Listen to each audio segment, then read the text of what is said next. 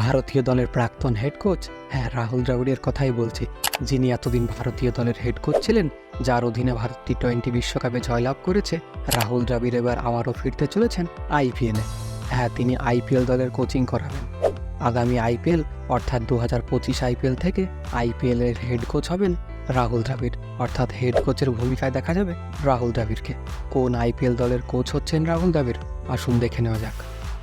আপনি যদি চ্যানেলটিতে নতুন হয়ে থাকেন, চ্যানেলটি অবশ্যই সাবস্ক্রাইব করুন এবং পাশে থাকা বেল আইকনটি অবশ্যই প্রেস করবেন। রাহুল দ্রাবিড়, যার ভারতীয় দলের হেড কোচের দায়িত্ব শেষ হয়েছে কিছুদিন আগে, এবার তিনি আবারও আইপিএল দলে ফিরতে চান। রাহুল দ্রাবিড়কে শেষবার আইপিএলে দেখা গিয়েছিল 2014 সালে রাজস্থান রয়্যালসের মেন্টর হিসাবে, অর্থাৎ প্রায় 11 বছর পর আবারও আইপিএলে ফিরতে চলেছেন রাহুল দ্রাবিড়। আইপিএল 2025 থেকে রাহুল দ্রাবিড়কে আবারও রাজস্থান রয়্যালসের সাথেই দেখা যাবে।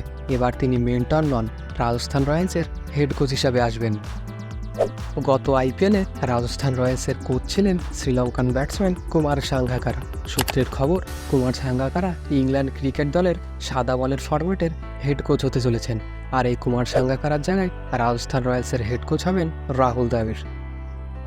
রাজস্থান রয়্যালস আইপিএল ট্রফি জিতেছিল প্রথম এডিশনে, অর্থাৎ 2008 সালে।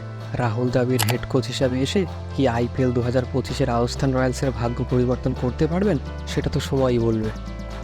ভিডিওটি যদি আপনাদের ভালো লেগে থাকে, ভিডিওটি অবশ্যই লাইক করবেন এবং ক্রিকেট দুনিয়ার সমস্ত খবর সবার আগে পেতে চ্যানেলটিকে অবশ্যই সাবস্ক্রাইব করুন।